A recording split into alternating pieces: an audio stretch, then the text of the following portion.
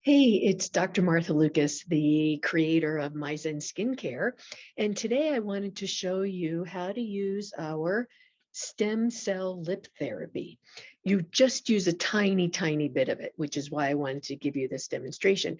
And what does it do? It nourishes the area around the lips, nourishes that skin, helps improve its potential to improve your collagen and make that area plump. It really pretty quickly minimizes the look of wrinkles and lines around the mouth.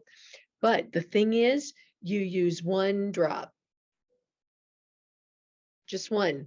There was one drop. I do half and half, and then you just gently rub it around your lips. It's for, I actually put it on my lips too, but the directions are for the lines around the lips. So what I want you to do is that one drop. That's all it takes of this magnificent stem cell product for lines around the lips. So just that one. So it's that easy. 2 times a day, in the morning and in the evening. Do it underneath your moisturizer. So you would do your cleanser, your toner, then you would do serums like this one, and then you would do your moisturizer. So anyway, that's your tip for today. And go to myzenskincare.com, MYZEN skincare.com, and check it out.